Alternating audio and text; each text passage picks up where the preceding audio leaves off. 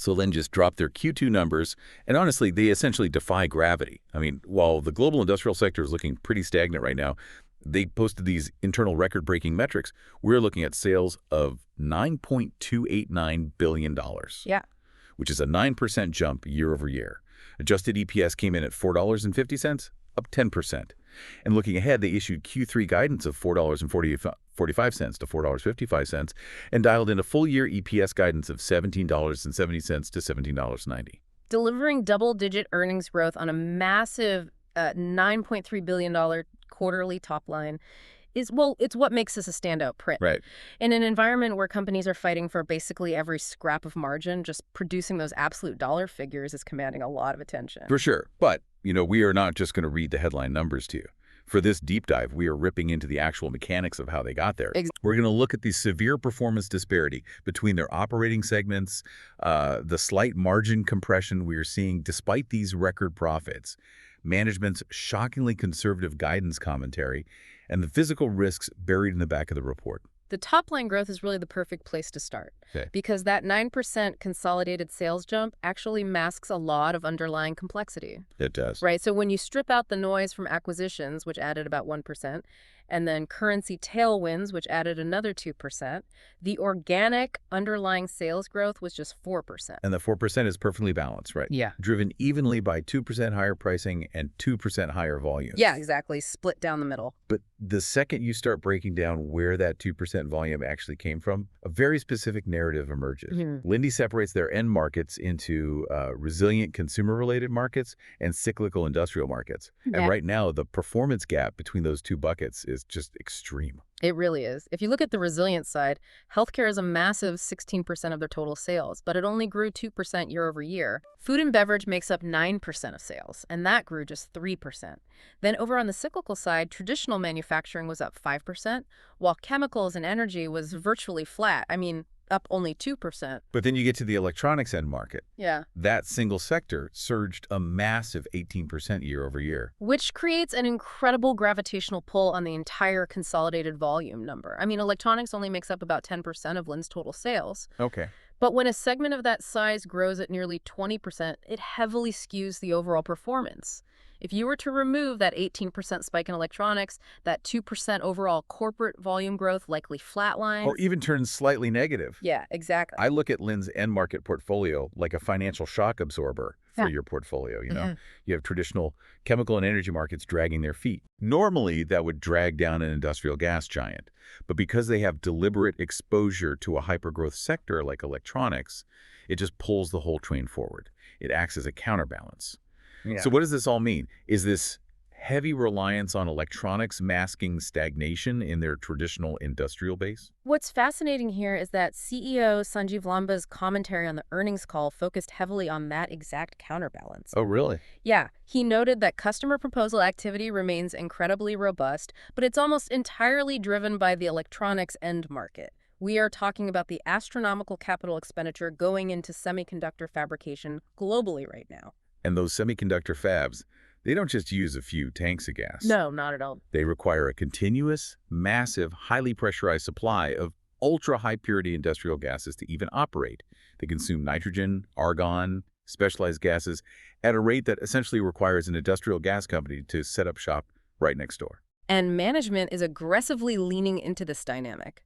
Lamba highlighted a new long-term electronics supply contract they just signed in the U.S. this quarter. Right, I saw that. That specific semiconductor-focused contract was a major catalyst in pushing their overall sale of gas project backlog to a record $8.1 billion.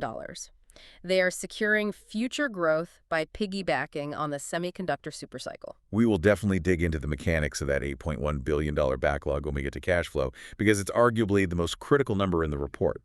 But first, we have to address the margin paradox. Okay, yeah. We just established that pricing is up 2%, volume is up 2%, revenue is at record highs, adjusted EPS is up 10%. Right. Yet the overall adjusted operating profit margin dropped 60 basis points year over year, landing at 29.5%. If you are charging more and you're selling more, why are your margins shrinking? That seeming contradiction forces us to look directly at the geographic segment breakdown because the margin compression wasn't uniform across the board. Okay, let's unpack this. Let's start with the Americas. This is their heavyweight division, representing roughly 75% of total corporate sales. Operating profit in the Americas came in at $1.27 billion, but the margin dropped 50 basis points year over year. The report specifically singles out the U.S. home care business as the primary drag on that Americas margin, which honestly makes sense. Yeah, it does. Delivering individual oxygen tanks to residential patients is fundamentally more labor and logistics intensive than, pumping massive volumes of gas through a pipeline to a single industrial customer. Exactly. But the regional anomalies get much more extreme when we look at the APAC region, Asia Pacific. They really do. APAC sales jumped 13% year over year to $1.87 billion, and that was driven by a strong 6% increase in volume and a 2% increase in base pricing. Wow. But despite that massive revenue spike, margins in the region dropped a brutal 120 basis points. And even if you exclude cost pass-throughs, which we will explain in a moment, the operating margins still fell 70 basis points. I have a really hard time squaring that. A region sees a 13% sales spike, driven by real volume and real pricing power, but suffers a severe hit to profitability. Right. Management blamed this decline on two things: the sale of equipment and something called helium dislocation costs. If you are a retail investor looking at this, selling more equipment sounds like a massive win. Why does it actually hurt their margins? To understand why, you have to look at the core business model. Linde's primary economic engine is selling gas on recurring long-term contracts. Okay. The margin profile on those gas contracts is incredibly high.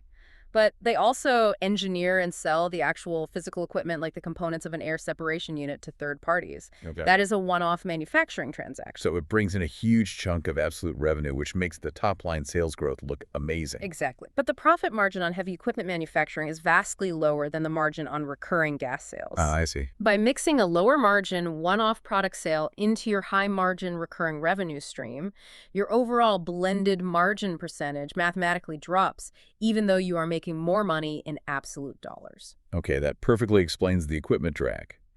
But what about these helium dislocation costs? I mean, helium is critical for the electronics end market we were just praising. Why is sourcing it suddenly crushing their APAC margins? Helium isn't a gas you can simply manufacture on demand, right? It's a byproduct captured during natural gas extraction, and it only occurs in very specific geological deposits around the world, primarily the U.S., Qatar, and Algeria. So it's highly concentrated. Very. And the global supply chain is notoriously fragile.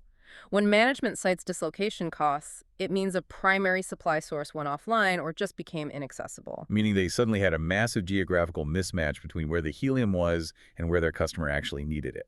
And because Linde is bound by rigid supply contracts to those semiconductor fabs, they had to scramble. They likely had to buy helium on the spot market at massive premiums. Wow. Yeah, and then physically ship it much further distances across the Pacific just to honor their commitments.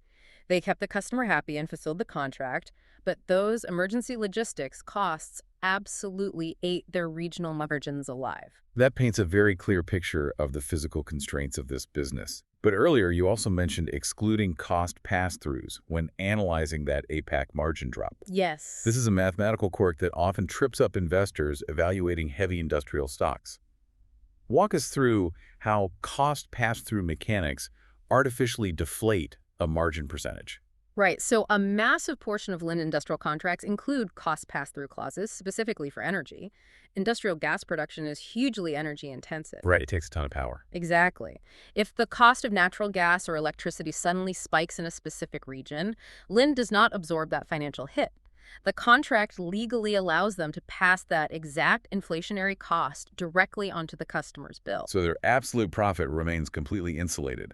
Yes. Let's use simple numbers to illustrate why this warps the margin. Say it costs you $80 to produce a volume of gas, and you sell it to a factory for $100. Okay. You generated $20 of profit, which gives you a 20% profit margin. Now imagine your local energy costs spike by $50. Your cost to produce that same gas is now $130. But because of the pass-through clause, you just raise the price to the customer to $150. You still make exactly $20 of absolute profit. The cash in your pocket has not changed one bit. But look at the math. Your margin is now $20 of profit divided by $150 of revenue. Wow. Your margin just dropped from 20% to 13.3%. So the absolute cash generated is identical, but your margin percentage looks significantly worse on a spreadsheet. Passing inflated energy costs directly to the customer inflates absolute revenue, which mathematically dilutes the percentage margin. This dynamic is a major reason why the consolidated margin was down 60 basis points across the company, even though adjusted operating profit actually grew 7% to $2.74 billion. That's wild. It is largely a mathematical distortion, not a fundamental deterioration of the underlying business. Which brings us to EMEA, Europe, Middle East, and Africa. This region actually provides a perfect counterexample. Underlying sales in EMEA were up only 1%. Yeah. And that was entirely driven by a 2% increase in pricing, which had to offset a 1% decline in actual volume. Yet despite negative volume growth, they actually expanded their margins in EMEA by 10 basis points, excluding those pass-throughs. That is just raw pricing power on display. The European manufacturing sector is contracting, which is where that 1% volume drop came from. Right. But Linde's pricing initiatives and internal productivity measures allowed them to expand profitability anyway. It takes significant leverage over your customers to raise prices while demand is actually shrinking. And despite the regional margin compressions we analyzed in the Americas and APAC, that overarching pricing power allows them to maintain an industry-leading 23.5% return on capital. That's a huge number. It is, but a high return on capital only matters if it actually translates to liquidity. We need to look at what these operations yielded in cold, hard cash and what management is signaling about the future with that cash. Well, the cash flow generation remains a fortress. Operating cash flow for the second quarter hit $2.27 billion, which is up 3% year over year. And from that operating cash, they deployed a hefty $1.43 billion into capital expenditures to build out future capacity, leaving them with $833 million in free cash flow. But here's where it gets really interesting regarding capital allocation. Oh, yeah. They returned $1.59 billion to shareholders this quarter alone through dividends and net stock repurchases. So they are paying out significantly more to shareholders than the free cash flow they actually generated in the quarter. Yes. Year to date, they have executed $3.2 billion in net share buybacks and paid out $1.7 billion in dividends.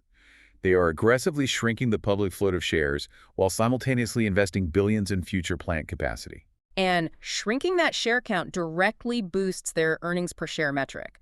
And that EPS guidance is where the narrative of this quarter gets truly compelling. They guided for full-year adjusted EPS of $17 to $17.90. That represents 8% to 9% growth. But you cannot just read the headline guidance. You have to read the footnotes. Always read the footnotes. The footnote for both the Q3 and the full-year guidance explicitly states, the midpoint assumes no economic improvement. That is a staggering statement of confidence to put in an SEC filing. Management is projecting near double-digit EPS growth while essentially betting on a flat, stagnant global economy. They are telling Wall Street, we do not need a macroeconomic recovery to hit these numbers. If we connect this to the bigger picture, it explains CEO Sanjeev Lamba's specific phrasing in the press release. Okay. He stated that Linde will secure high-quality future growth projects regardless of the economic climate. That isn't just executive bravado. It is a mathematical reality based entirely on their backlog. So let's finally break down that backlog. They reported a total project backlog of $11.1 billion. The composition of that backlog is the key to their confidence. $3 billion of that is categorized as sale of plant and engineering services.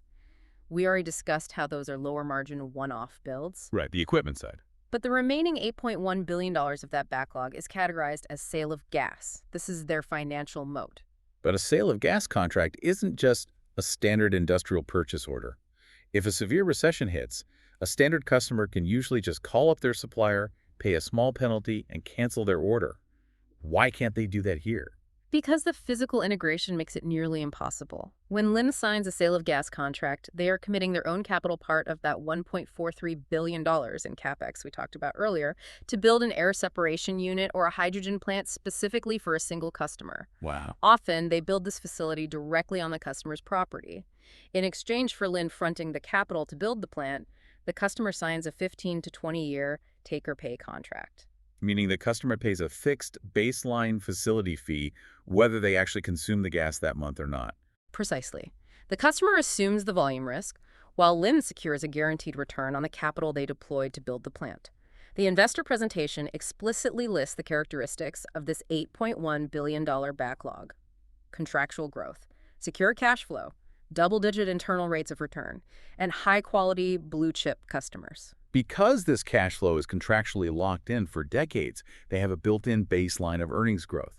They know exactly when these new plants will finish construction, when they will come online, and exactly how much minimum cash they will generate. Right. That is the crystal ball that allows them to project 9% EPS growth in a stagnant macroeconomic environment. But as analysts, if management is projecting that level of invulnerability, it is our job to look for the cracks. This raises an important question: what could actually derail them? Well, the forward-looking statements section of the report lists standard macroeconomic and geopolitical risks, but they highlight several critical operational risks: cybersecurity breaches, network disruptions, technology system failures, and the speed of integrating new acquisitions. It is vital to reframe how we think about those specific tech risks. When a software company has a network disruption, it means people can't log into an app. Yeah. When a massive industrial gas company running physical plants globally has a network disruption or a cybersecurity breach, it is a physical, real-world crisis. They operate thousands of miles of physical pipelines and heavily automated manufacturing lines. These aren't just IT headaches. Not at all. A targeted breach could literally shut down the physical flow of oxygen to a major hospital network or halt the nitrogen supply to a massive semiconductor fab, breaking those ironclad contracts. Which brings up the broader concept of operational resilience. And interestingly, Linde is increasingly utilizing their environmental, social, and governance, or ESG, initiatives to build that exact physical resilience. The report highlights they are targeting a 35% reduction in greenhouse gas emissions intensity by 2028. They also heavily promote that they have been included in the FTSE4Good Index for 11 consecutive years. But in a strictly financial deep dive, why do we care about emission targets? How does that translate to operational security? Currently, roughly 50% of Linde's energy consumption is low carbon, and they are actively expanding renewable energy sourcing across EMEA and APAC. It is easy to view those statistics merely as good corporate public relations. Sure. But from a hard-nosed financial perspective, it is a brilliant operational hedge. Because, as we discussed with the cost pass-throughs, industrial gas production requires staggering amounts of energy. Exactly. To separate ambient air into liquid oxygen and nitrogen, an air separation unit has to compress and cool that air to roughly -300 degrees Fahrenheit. That's incredible. It is, and that requires a massive continuous draw of electricity. If your entire global operation is dependent on fossil fuel-powered utility grids, your core input costs are entirely at the mercy of global geopolitical volatility and oil shocks. So by aggressively sourcing their own localized, renewable, low-carbon energy, they are insulating their physical plants from the wild price swings of global fossil fuel markets. They are locking in their input costs, which directly protects the profitability of those 20-year contracts. If you sign a take-or-pay contract with a locked-in customer price, the absolute best way to guarantee your double-digit internal rate of return is to also lock in the cost of the energy required to fulfill it. Wow, so it's a financial shield. Totally. Their decarbonization strategy is fundamentally a margin protection strategy. They are building physical moats and financial moats simultaneously. So to pull us all together, we've looked at a company leveraging a massive capital boom in the electronics sector to mask flat demand in their traditional cyclical markets. Yeah. We've unpacked how passing inflated costs directly to customers mathematically deflates their margins while entirely protecting their absolute profit. And we've detailed how an $8.1 billion take-or-pay backlog allows them to confidently project near double-digit EPS growth, even if the global economy completely stalls. It is a masterclass in utilizing contractual revenue models and aggressive share buybacks to just manufacture earnings growth. But I want to leave you with a critical question to ponder. With $8.1 billion of their backlog safely locked into those take-or-pay sale of gas contracts, Linde looks financially invincible on paper. Very true. Management is projecting zero economic improvement. But remember, a massive 21% of their total sales are still tied directly to the highly cyclical manufacturing sector. And that manufacturing segment only grew 5% this quarter. It is already showing signs of fatigue. Right.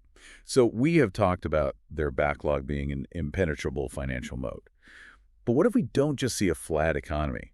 What if we enter a severe structural global recession? Yeah, what then? If the cyclical carbon truly breaks, massive industrial customers don't just delay orders, they go bankrupt. And in a bankruptcy court, these supposedly ironclad take-or-pay contracts get renegotiated or shredded entirely every single day. The question you have to ask yourself is, if a true industrial recession hits, does Linde's contractual moat actually hold water, or is it just paper?